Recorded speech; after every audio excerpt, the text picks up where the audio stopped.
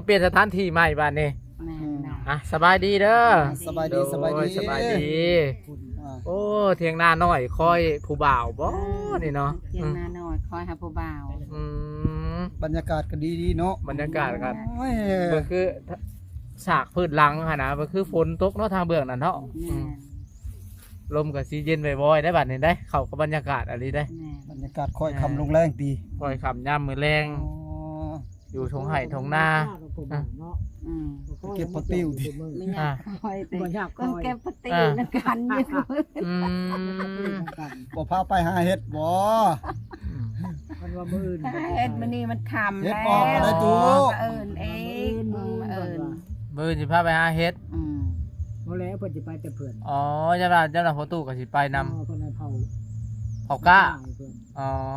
ผัดม้าผัดลับผัดงัวกินก้าเมื่อเห็นได้ใด บ่รับเลยเนาะ บ่ตู้ ยานบ่เห็นก็ไปจักเนาะ อืม เป็นอะไรเดี๋ยวนี้ นี่ มักอยู่บ่ผู้สาวนี่บ่ ก็มักเลยจังว่าเนาะมาจอดกูมื้อบ่มัก โอ้ นี่เพิ่นไปนอนนี่ อยู่บ่ได้กินบ่เป็นแม่นบ่ เห็นเขาว่าเพิ่นว่าก็เห็นให้คอยไล่งัวเพิ่นว่าคอยบ่เห็ มาน จอดอยู่กูมื้อ ดันดนแต่ละมื้อมาแม่นบ่ มาจำนึงมันบ่เห็นดอก แต่ทางผู้สาวนี่ยังบ่ตอบรับอยู่บ่แม่นบ่ โอ้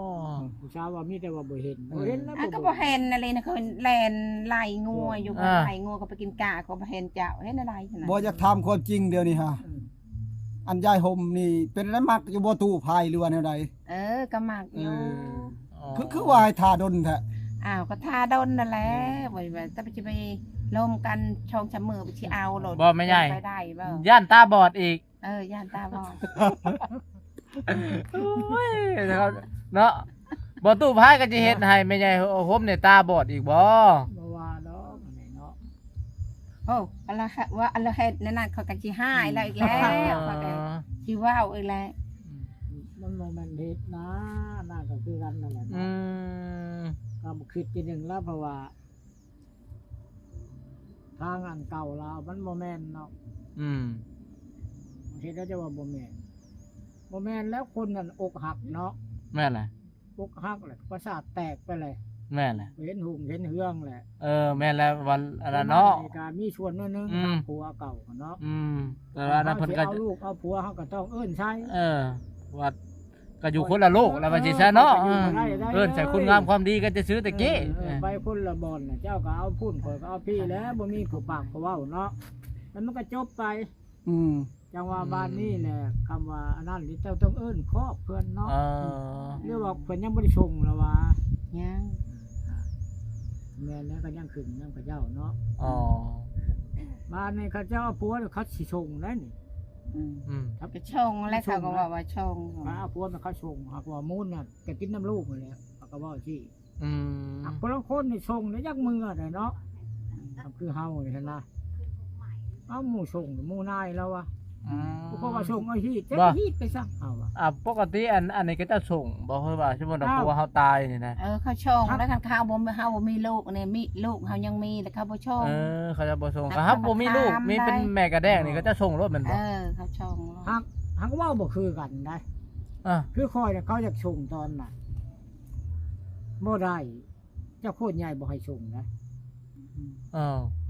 ชงยังเขาว่ะคำคอยตายเนี่ยเขาจะชงพีเมื่ออันนี้มีอะไรตายไปที่ไปชงเรามันบ่ถือเราคนไปชงฮีดชงฮีดมันก็เบิดแล้วเนาะชงเขาไม่ได้เป็นเคยเจ้าใดแม่นละวะขับไปชูเมียก็มีแต่ศาสตร์ก็มอนได้ไปชูดิชงศาสตร์ชงมอนแล้วก็เบิดแล้วเนาะ แม่นแหละ คนไม่ได้เป็นเคยเจ้าหนึ่งได้ชงเลยว้าวคนอนุญาตแห้งเจ้าโคตรใหญ่และลงทุนไม่ใช่บ่จักลงทุนเขตน่ะเนาะ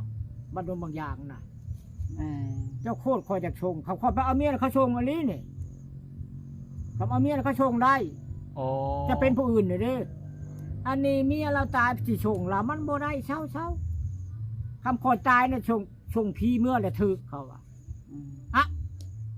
พีเคยมันขึ้นบ่ได้เนี่ยพีโคตรเนาะอันนี้คนก็ยังมาคิดนายกับเจ้าเว้าคือเล่าแล้วเนี่ยผัวตายไปที่ชงเราเอาผัวที่ชงได้เนี่ยเราเอาผัวใหม่ที่ชงได้นะ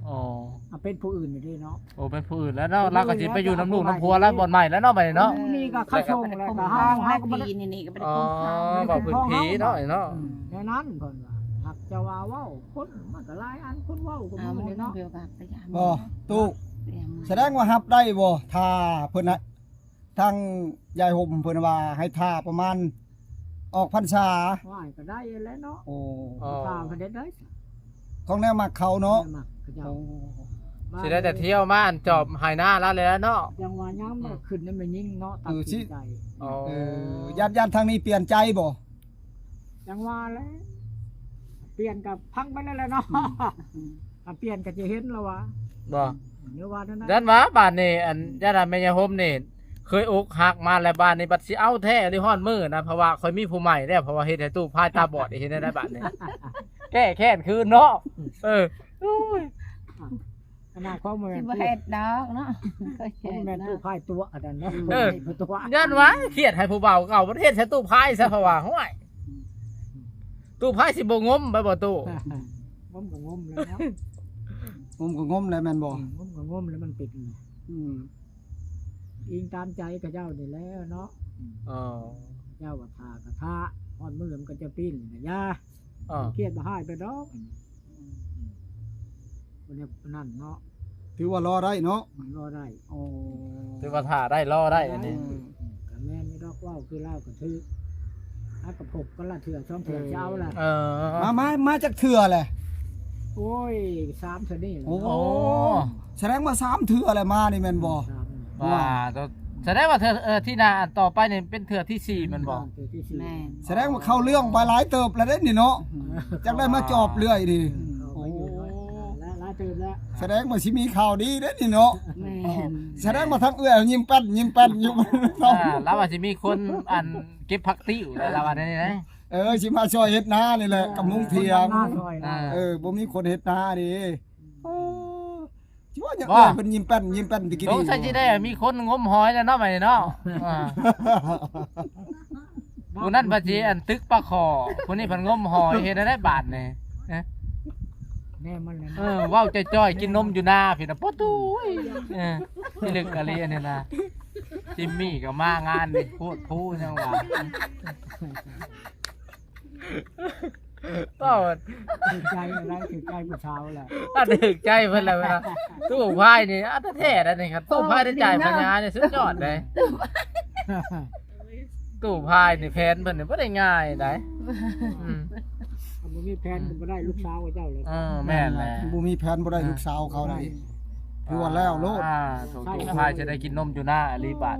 นะ ยังเชื่อมาเพิ่นบ่เฮ็ดเพิ่น อ๋อ เฮ้ยมาแล้วก็นอนส่องไปซื่อเนาะอยากรอว่า จะนอนในเตียงนี่คือบ่เอิ้นใช่น่ะ บ่เอิ้นแล้ว อันนี้ เพราะในเสือเนาะ แม่นเสือเป็นหมอคันไปเอิ้นก่อนก็แล้วแม่นบ่ มันก็เฮ็ดแล้วเนาะ บ่ กับ ใหญ่ โอกแล้วก็งัวควายมันก็ปบแหละเนาะ โอ้ นี่กันนั่นนะ มาแล้วเอิ้นจะข่อยนี่ อ่ะ เสือดาวได้พ่อใหญ่นี่ เสือดาวจ้ะ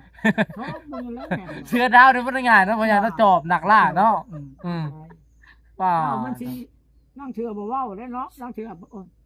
มีคนตามหลังก็มีหั่นน่ะ แม่นแหละ หากันแน่นั่นเนาะ โอ้ลินกับพายกับบ่ลินมาลินกับพ่อใหญ่เสือดาวเนาะเจ้ายาได้บาท ไอ้ นี่ งัวเป็นนี่ก็บ่เห็นเราว่าโน่นเห็นอยู่เลยเพิ่นว่าเพิ่นบ่เห็น บ่เห็นอะไรกันเขาก็เอิ้น ผู้สาวนี่ก็จะถูกใจข้างเนาะหัวแอ๊กเลย ว่านั่นได้ละ สิได้อยู่บ่งานนี่เนาะเป็นอะไรเนาะสิสมหวังอยู่บ่หรือว่าตาบอดอีกเนาะบาทนี่ เบิ่งนี่แหละ ตาบอดบัดนี้ฉีดยาแล้วว่ามา โอ้โดยแต่มันยังเห็นให้กันตาบอดเนาะ ผู้บ่าวก็บ่ล้มนั่นแหละตาบอด คือเขาวัดพังธรรมใช่ป่ะนี่เนาะเฮ็ดได้ แสดงว่านี่เป็นบทเรียนแม่นบ่ แม่ใหญ่ว่าคันเฮ็ดอีกตาบอดอีกบาทนี่งานบุญใดมันมีหมอลำน่ะขอยสิไปเต้นลาวนาฮาดอย่างเดียวบาท เต็มที่รถแม่นบ่ นี่วันที่31นี่พ่อใหญ่บาทไปบ่ยังบ่ชวนผู้สาวไปในวันที่31นี่บุญแกงกอกได้ใหญ่ได้เพิ่นมีหมอลำได้อยู่แกงกอกเฮานี่ได้ ไปบ่ ไปจะมีมาหลด พวกนี้แล้วมาเอา เดี๋ยวจะมาแก้ไป ไปข้างแล้วแจ้งเพิ่นจะได้มาเพิ่นหมอลำจะแจ้งเพิ่นจะฟังผู้ใด เนาะจะบอกคำลาบ่ไป แม่นสิบอกคำลาเพิ่นแล้วเพิ่นยังบ่มีเวลาสิชวนเพิ่นมาอยู่ แป๊บนึง พิ่นว่าชวนคอยเด้อ ผู้นั้นนะคนบางคนน่ะสิได้ไปอยู่บ่กับผู้บ่าวเพิ่นแล้วบ่ได้พาชวนขี่รถโปโซไป เพิ่นผู้นั้นบ่ บ่ตู้ เออ ไปมักผู้สาวนี่สิผู้ย่านผู้สาวเก่ามาเห็นบ่ไปลงผู้สาวนี่บ่ บ่ได้ย่านแล้ว ฮะ เพิ่นก็ว่าเพิ่นมีแหละเนาะ จักว่าเพิ่นลองใจเมียนซื่อๆกับไผจ้า จังว่านี่แหละว่านั่นแหละ แม่นั่นแหละเนาะ ย่านเดี๋ยวบ่อันแม่โฮมนี่อันก็เชื่ออยู่บ่ว่าเราโสดหรือว่าเราไหนๆยันจะ เชื่ ว่าเรา ออยู่เราก็โชดอยู่ เราโสดอะไรมันบ่ แม่ ก็เชื่ออยู่ได้เราก็บ่ได้นั่นมาตัวได้ อืม ว่าชิ้นผู้เช้าก็ลาก็ว่าคอยมีแหละก็ย่าเนาะ อ๋ออันนั้นอดีตผู้สาวเก่าเจ้าหันได้ เพิ่นมีแล้วตัวก็หาใหม่แล้วเพิ่นมี เลย โอ้ยก็แสดงว่าตอนนี้ถือว่ากลับโตกลับใจได้แล้วแม่นบ่ตอนนั้นนี่จดชงอันนั้นพุ่นแหละเนาะน้ำเกลือโอ้ ตอนนั้นอกหักนักเติบได้ตู่พายได้ โอ้ก็บ่รอดโหเจ้า เราอกหักก่อนเจ้า ให้โง่ นักตอนนั้นหั่น แม่ ใส่น้ำเกลือพร้อมโอ้ยก็เห็นใจเพิ่นอยู่ ว่าสิบ่เป็น จะปัดตัวพ่อใหญ่ไพ่ได้แม่ใหญ่โฮมจะได้ประวัติตัวให้เราตาบอดใส่น้ำเกลืออีกโอ้ยเวท ตัวดาพอสิตัวเด้อเนาะ มาตัวอันนั้น ได้ว่า เอานมมาส่งอยู่หน้าพันอันสิตัวแล้วอีกบ่ได้ได้ตัววันแห้งบ่ได้แล้วเจ้านี่แต่ตัวเดี๋ยวตายแล้วเนาะ แม่นแหละ มันจะเป็นเคยบ้านโนนหลายครั้งลงบ่แล้ววิทย์ไป แบบบ่ได้เป็นซะเนาะ 2-3น่ะบ่ได้เป็นตาเสีย ยามได้ก็อันนั้นเนาะ ยามได้ก็คือว่าย ามได้ก็ว่าสิได้แม่นบ่ เพราะว่าสิได้ตัวนั้นมี สุดท้ายแล้วก็บ่ได้ บ่ได้แล้วล่ะตายแล้วเด้คอยมีติดต่อให้ เอ้าน กต่อได้แต่นี่อย่าว่าบ่ได้เพราะนั้นแล้วจะว่าสิเอานกต่อ นี่เห็นบ่ของแท้เห็นบ่ แสดงว่าเจ้า มัน ติด บ่ ต่ ได้ อ แล้ว บ่ น สิ กต่อ เอาแล้ว แม่ แสดงว่าไปต่ออันไก่ต่อนี่แสดงว่าไปต่ออันต่อไก่ป่าบ่ได้ในเมื่อนี่ลาบไก่ต่อ แม่ ถือว่าติดต่อบ่ได้เอานกต่อเลยบาดนี้ ต่อ โย่มันแนวมันเนาะ ตะกี้นั่นตอนเพิ่นติดต่อเพิ่น อืม ยังมีผัวอยู่ตอนนั้นนะ โอ้ยังมีผัวตอนนั้นหั่น บ้านนี่ผัวมันก็ไปแล้วห้อยเห็นได้นกต่อนี่แล้วจะงูใส่ เข้าท่าเลยเด้แม่นบ่ ท่ากูแล้ว เข้า โอ้ ท่า พ่อใหญ่เราสิอันป้องเขาแห้วเลย ห้อย โอ้ ไม่ได้สิลาด โห เนาะ โอ้ระบาดนี่นะพ่อใหญ่นี่เขาแท้นี่นี่นะเจอกับเสือดาวซะอย่างเนาะพ่อใหญ่เนาะ เพราะใหญ่นี่มันใหญ่ของแท้นี่แม่นบ่ แท้บ่ได้ได้ อันเขาว่าคืนนึงจักดอกก็ เอาว่าชื่อเนาะ บ่ว่าติ ชายาชายาจักดอกก็ชายา บ่หลายแต่เรา3-4ดอกนี่นะ 3-4ดอก 4ดอกบ่ได้8คือเสี่ยวแล้วเสี่ยว8เสี่ยวนะเสี่ยวเพิ่นผู้ขี่รถโปโซ11อันนะฮะโหดแห้งอันนี้ไม่ได้โคตรโหดนะทีมงานเสือซิต้าเสือดาว นี่บักเก่งๆเนาะ พี่ตะบักเก่งๆประตูพี่ตะบักเก่งๆแล้วอ่ะ ข้ามานะแม่ โอ้จ้ะ จ้ะย่างมาแต่มันนั่งพี่ตัวเอิ้นแม่อย่ากอกอันเอง